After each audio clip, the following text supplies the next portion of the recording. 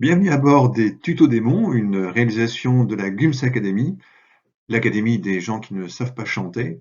Notre objectif, c'est de progresser et de vous faire progresser sereinement en montagne. Cette vidéo concerne la saison hivernale et la gestion des risques. Elle constitue une véritable conférence trace pour reprendre les termes utilisés par l'ANENA. Les notions abordées ici concernent tous les niveaux de pratique, l'exploitation pouvant varier selon son expérience. Cette vidéo est un extrait de la conférence assurée par Philippe Descamps et Olivier Moret à l'ENSA en février 2020. Cette conférence, diffusée par TV Mountain, couvre de nombreux aspects de la gestion des risques en randonnée hivernale. Allez, c'est parti. Alors le contexte, on était à la veille du dernier week-end de l'hiver 2019. On avait eu 5 journées agrémentées de chutes de neige de suite. Et le bulletin avalanche pour la journée du vendredi 15 mars nous interpelle en concluant par un danger de niveau 4. Alors le bulletin il précise notamment que le redoux et la pluie jusqu'à 1800 mètres vont humidifier le manteau neigeux, tandis qu'à plus haute altitude, le vent de nord à nord-ouest va créer de fortes accumulations et de nombreuses plaques aux abords des crêtes. Alors bon, le vendredi on avait prévu de rester à bosser dans le confort du gîte, donc ça tombait bien. En revanche, la recherche d'itinéraires raisonnables pour le samedi et dimanche s'avérait ardue. Comment trouver 2 belles sorties depuis le fond de France pour faire découvrir ce massif à nos amis dans une telle configuration? Alors, nous allons commencer par la grille 3x3, en analysant successivement les conditions, le terrain, le groupe, d'abord la veille de la course, puis durant l'approche et dans les bandes clés. Donc pendant tout cet exemple, là, on va suivre le 3x3. Vous retrouvez avec les petites icônes là, en haut à gauche pour savoir où on se situe. Alors, par chance, cette crue avalancheuse s'annonce de courte durée. Dès le vendredi à 16h, le nouveau bulletin ramène le niveau de danger pour le lendemain à 3 au-dessus de 2003 et 2 évoluant en 3 au-dessous de cette altitude. Il précise notamment: le risque accidentel est assez marqué au passage de skieurs, notamment à l'abord des crêtes et sommets, cassure potentielle de 30 à 80 cm, plaque friable. Il est conseillé de faire attention également au risque d'avalanche spontanée dans les versants exposés au soleil. Alors l'isotherme doit quant à lui remonter jusqu'à 3500 mètres d'altitude le samedi 16 mars. La dernière chute de neige du jeudi a atteint en réalité 30 cm et il a plu jusqu'à 1800 mètres environ. Voilà pour les conditions. Regardons maintenant le terrain. Alors, la recherche d'un itinéraire sûr par danger de niveau 3 n'est pas forcément simple en Beldon, qui est un massif avec des pentes qui sont soutenues.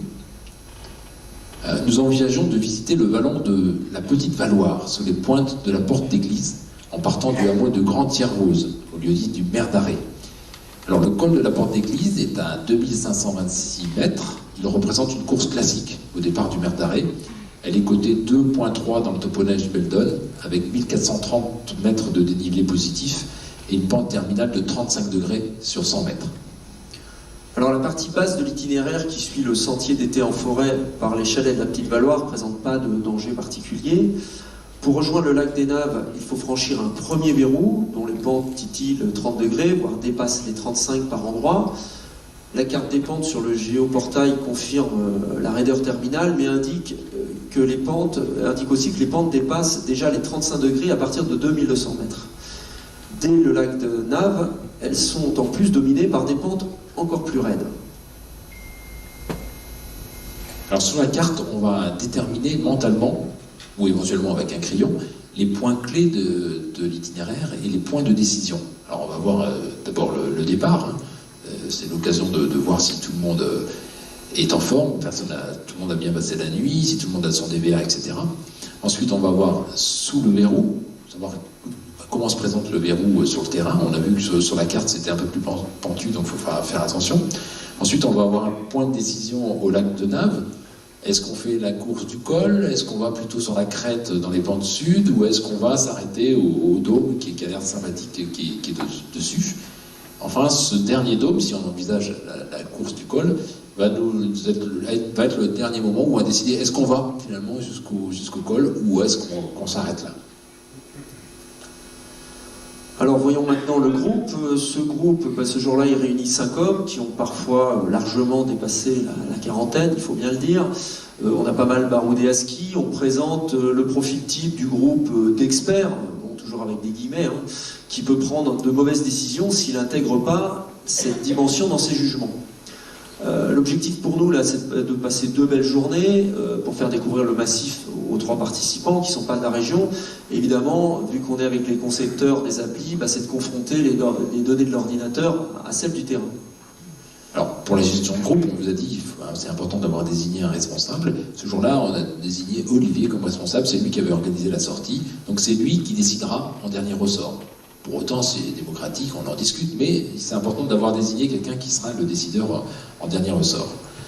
À ce stade de la préparation, on va pouvoir reporter sur la représentation graphique nos principaux objectifs. On voit que ceux qui sont situés en dessous de 2300 mètres semblent réalisables, y compris avec des débutants. Il faut toutefois tenir compte du réchauffement qui est attendu à la mi-journée. Les objectifs comme la crête au-dessus du lac de Naves ou le dôme sont dans le vert le matin, mais ils basculent dans l'orange ou à la limite du orange avec l'évolution à la mi-journée vers un danger 3, y compris au-dessous de 2300 mètres. Donc si on prend en compte les pentes qui dominent le col de la porte de l'église, la fin de l'itinéraire n'est pas un objectif raisonnable, il est clairement dans le rouge. Ce jour-là, évidemment. Alors voyons ce que nous apportent à ce stade les outils de préparation qu'on vous a présentés là juste précédemment. Alors avec Yeti, méthode de réduction élémentaire, ça permet de voir très rapidement que les pentes terminales du col avec la surcharge bleue sont trop exposées ce jour-là. Les rares zones bleues du ballon laissent penser en revanche que des objectifs alternatifs ne posent pas de problème de chaque côté du lac de Naves. On a la crête située vers 2240 mètres au nord et le petit dôme situé à 2221 mètres au sud-est, voire même un peu plus haut. En tout cas, toujours à distance des plus grandes pentes. Alors, attention quand même principalement à 2 choses. Le danger de niveau 3, les pentes qui nous dominent doivent être prises en compte dans le choix de l'itinéraire. Et nous appliquons ici la méthode de réduction élémentaire. On reste dans des pentes inférieures à 35 degrés par danger 3. Maintenant, la même préparation avec Ski Touren Gourou. Cette fois, on ne raisonne plus sur des zones, mais sur un itinéraire tracé qui a été établi non seulement à partir des topoguides, mais aussi de la pratique que l'on retrouve grâce aux traces GPS laissées par les pratiquants, là qu'on démontre, etc., et qui les rentrent sur des sites. Alors, vous voyez le triangle rouge, l'indicateur global nous donne un risque élevé. Si on tient à suivre un itinéraire connu et répertorié jusqu'à son but, il convient de choisir une autre course.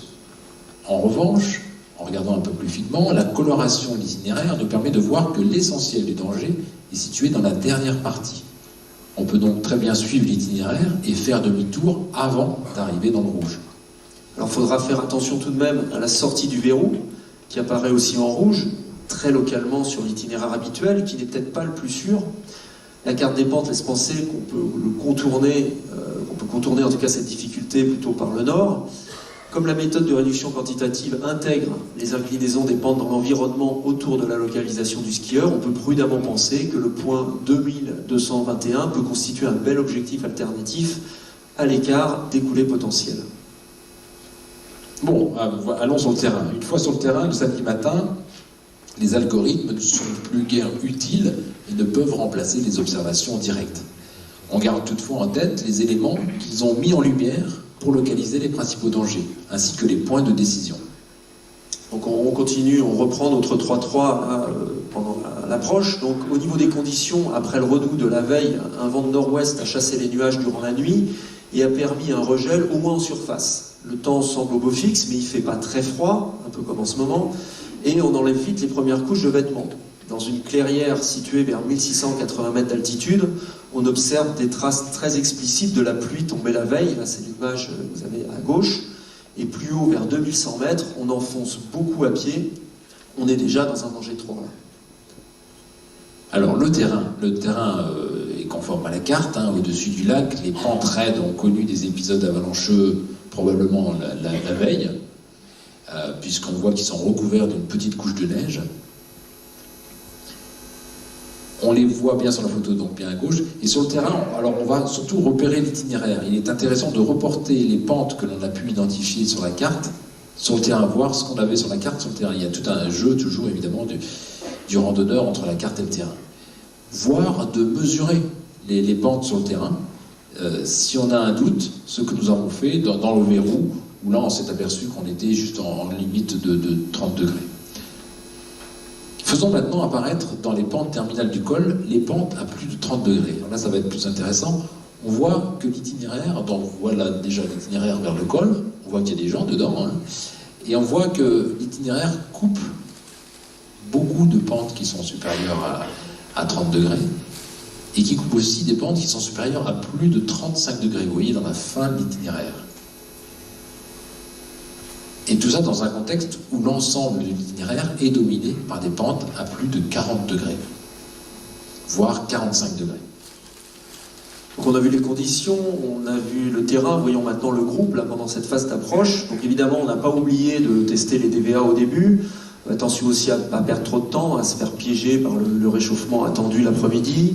Attention aussi à ne pas trop miser sur les autres pour prendre des décisions et à ne pas se laisser entraîner par les deux autres groupes qui non seulement se sont lancés dans des pentes dangereuses, mais se sont trompés d'itinéraire en allant dans les pentes les plus évidentes, mais les plus raides et les plus exposées. Ah, ça c'est un cas qui est relativement courant, si tu peux passer, où on a finalement le premier groupe qui se trompe et il y a deux groupes derrière qui vont suivre.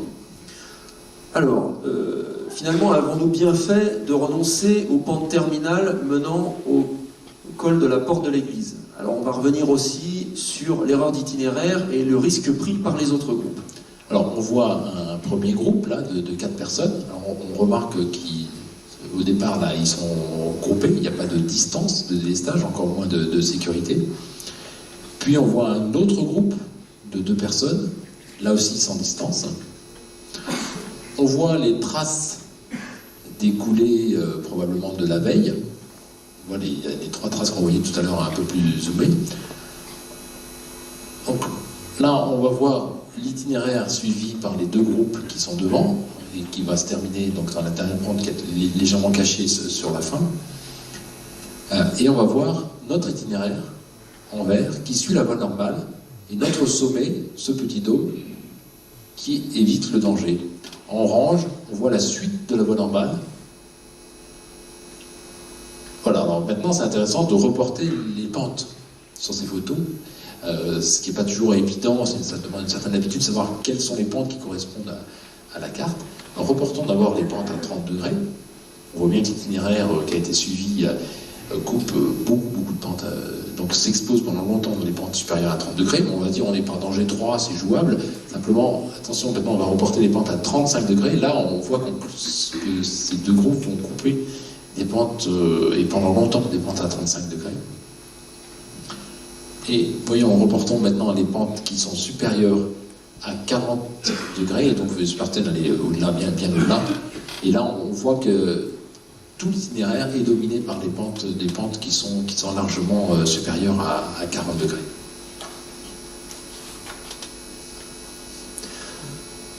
Alors visuellement, maintenant nous sommes donc dans le 3-3 dans la pente, hein, ici dans la 3e phase du 3-3. Donc les conditions, elles semblent être celles du bulletin, avec même une fragilité de surface ici. Pour l'occasion, on se donne la peine d'aller un peu plus loin avec un test réalisé dans une très courte pente, orientée nord-ouest et inclinée à environ 30 degrés. Il nous donne quelques indications de la forte fragilité du manteau neigeux à cet endroit. Et là, on déclenche tout de suite un bloc. Le danger, il est très clairement de niveau 3. Donc ça, on ne le fait pas à chaque fois, hein, on est bien d'accord. Mais là, c'était intéressant, on voulait confronter les algorithmes, donc on a fait ce test. Le terrain, lui, confirme pleinement les indications de Ski to Run Guru et Yeti, tant dans l'identification des zones dangereuses que dans la recherche d'autres solutions. Nos 2 objectifs permettent de rester dans des pentes agréables à skier et en tout cas beaucoup moins dangereuses que la fin de l'itinéraire classique. Alors même si l'itinéraire de la porte d'église, de l'église est désormais tracé, même s'il n'y a pas eu de coulée, notre groupe renonce à gravir ce col. A priori, tous les skieurs qui ont fait ce col ce jour-là sont revenus, ils étaient heureux, ils ont passé une belle journée, ignorant probablement l'essentiel du risque qu'ils ont encouru.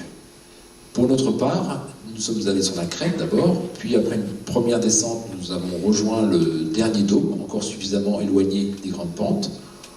Au total, en fait, on aura fait quasiment le même dénivelé, dans une poudreuse de rêve non tracée, puisqu'il n'y avait pas de groupe devant nous sur ces itinéraires-là. Simplement, en descendant à hauteur des chalets, température et soleil ont déjà œuvré, cela devient plus difficile à skier, mais ce réchauffement est intéressant parce qu'il nous donne une bonne indication pour la course du lendemain. Voilà, c'est fini pour cet épisode. Un grand merci à Philippe Descamps et Olivier Moret pour leur travail et leur présentation. Merci, à bientôt.